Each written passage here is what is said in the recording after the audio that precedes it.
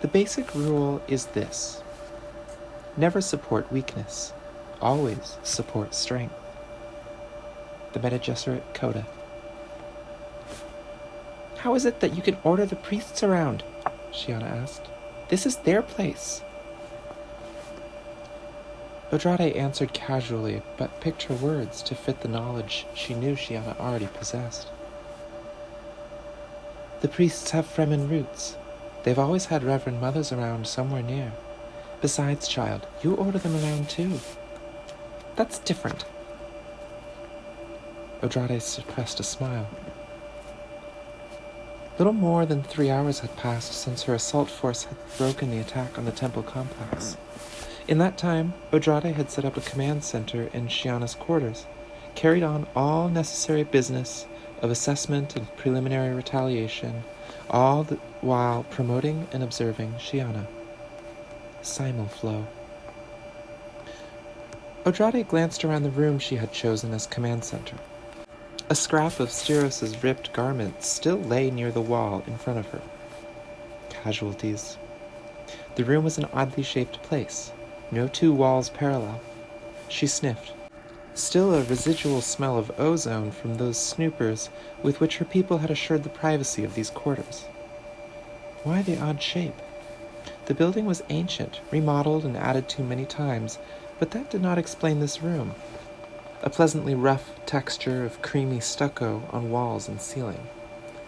Elaborate spice fiber hangings flanked the two doors. It was nearly evening, and sunlight filtered by lattice shades stippled the wall opposite the windows.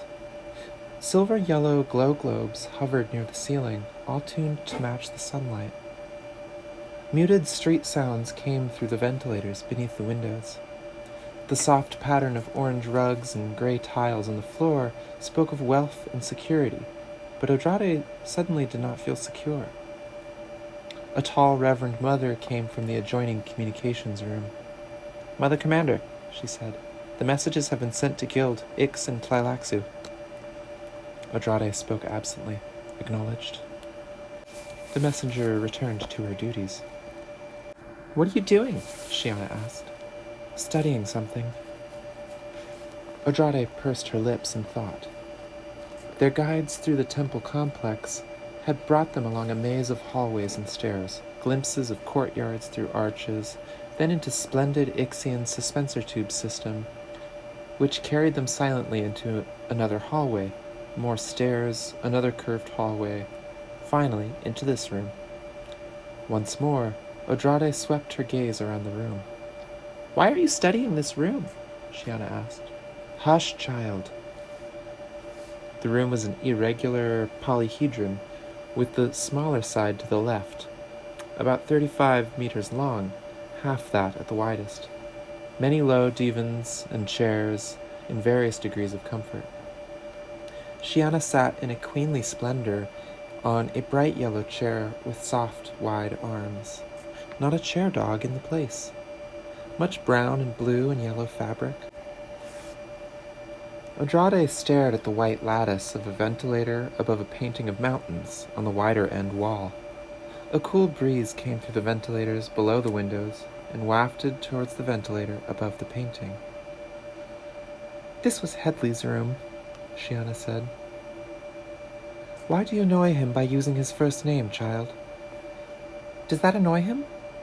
"Don't play games with me, child. You know it annoys him, and that's why you do it." "Then why did you ask?" Odrade ignored this while continuing her careful study of the room. The wall opposite the painting stood at an oblique angle to the outer wall. She had it now. Clever. This room had been constructed so that even a whisper here could be heard by someone beyond the high elevator. No doubt the painting concealed another airway to carry sounds from this room. No snooper, sniffer, or other instrument would detect such an arrangement. Nothing would beep at a spying ear or eye. Only the wary senses of someone trained in deception had winkled it out. A hand signal summoned a waiting acolyte. Odrade's fingers flickered in silent communication. Find out who's listening beyond that ventilator.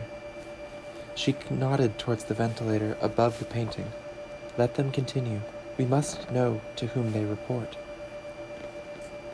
How did you know to come and save me? Shiana asked.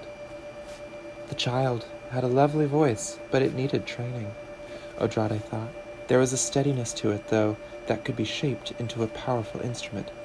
Answer me, Shiana ordered. The imperious tone startled Odrade, arousing quick anger, which she was forced to suppress. Corrections would have to be made immediately. Calm yourself, child, Odrade said. She pitched the command in a precise tenor, and saw it take effect. Again, Shiana startled her. That's another kind of voice. You're trying to calm me. Kipuna told me all about voice. Odrade turned squarely facing Shiana and looked down at her. Shiana's first grief had passed, but there was still anger when she spoke of Kipuna. I am busy shaping our response to that attack, Odrade said. Why do you distract me? I should think that you would want them punished. What will you do to them? Tell me, what will you do? A surprisingly vindictive child, Odrade thought. That would have to be curbed. Hatred was as dangerous an emotion as love.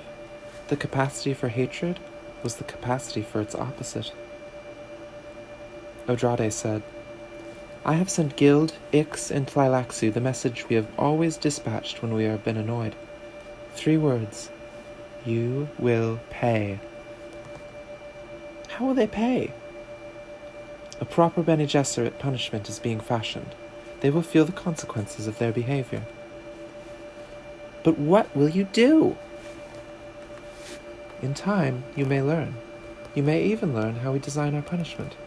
For now, there is no need that you know. A sullen look came over Shiana's face. She said, You're not even angry. Annoyed. That's what you said. Curb your impatience, child. There are things you do not understand. The Reverend Mother from the communications room returned, glanced once at Shiana, and spoke to Odrade.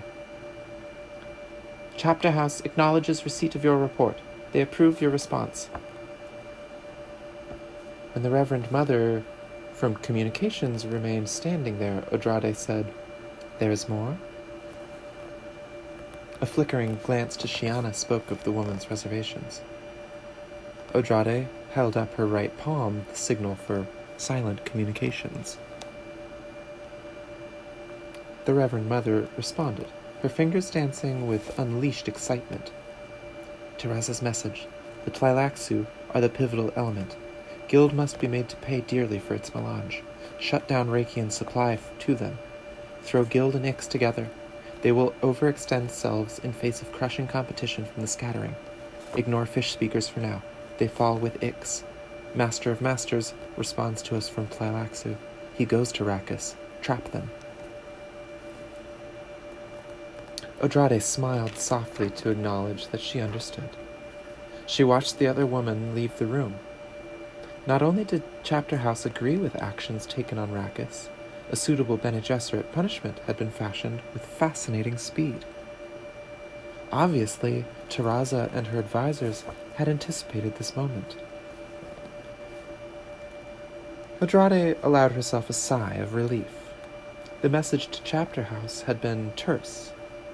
An outline account of the attack, a list of the Sisterhood's casualties, identification of the attackers, and a confirming note to Teresa that Odrade already had transmitted the required warning to the guilty. You will pay. Yes, these fool attackers now knew the hornet's nest had been aroused. That would create fear, an essential part of the punishment. Shiana squirmed in her chair. Her attitude said she would now try a new approach. One of your people said they were face dancers. She gestured with her chin towards the roof. What a vast reservoir of ignorance this child was, Odrade thought. That emptiness would have to be filled. Face dancers. Odrade thought about the bodies they had examined. The Tlilaxu had finally sent their new face dancers into action. It was a test of the Bene Gesserit, of course. These new ones were extremely difficult to detect. They still gave off the characteristic smell of their unique pheromones, though. Odrade had sent that data in her message to Chapter House. The problem now was to keep the Bene Gesserit knowledge secret. Odrade summoned an acolyte messenger. Indicating the ventilator with a flick of her eyes, Odrade spoke silently with her fingers. "Kill those who listen." "You are too interested in voice, child," Odrade said, speaking down to Shiana in the chair. "Silence is the most valuable tool for learning." "But could I learn voice? I want to learn it." "I am telling you to be silent and learn by your silence." "I command you to teach me voice." Odrade reflected on Capuna's reports. Shiana had established effective voice control over most of those around her. The child had learned it on her own. An intermediate-level voice for a limited audience. She was a natural. Tuek and Kanya and the others were frightened by Shiana. Religious fantasies contributed to that fear, of course, but Shiana's mastery of voice pitch and tone displayed an admirable conscious selectivity. The indicated response to Shiana was obvious, Odrade knew. Honesty. It was the most powerful lure, and it served more than one purpose. "I am here to teach you many things," Odrade said, "but I do not do this at your command." "Everyone obeys me," Shiana said. "She's barely into puberty and already at aristocrat level," Odrade thought. "Gods of our own making, what can she become?" Shiana slipped out of her chair and stood looking up at Odrade with a questioning expression. The child's eyes were on a level with Odrade's shoulders. Shiana was going to be tall, a commanding presence, if she survived. "You answer some of my questions, but you won't answer others," Shiana said. "You said you'd be waiting for me, but you won't explain. Why won't you obey me?" "A foolish question, child." "Why do you keep calling me child?"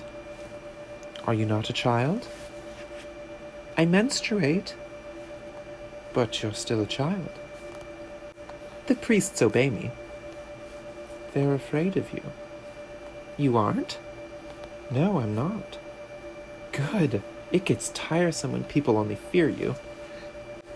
"The priests think that you come from God." "Don't you think that?" "Why should I? Odrade broke off as an acolyte messenger entered. The acolyte's fingers danced in silent communication. 4 priests listened. They have been killed. All were minions of Tuek.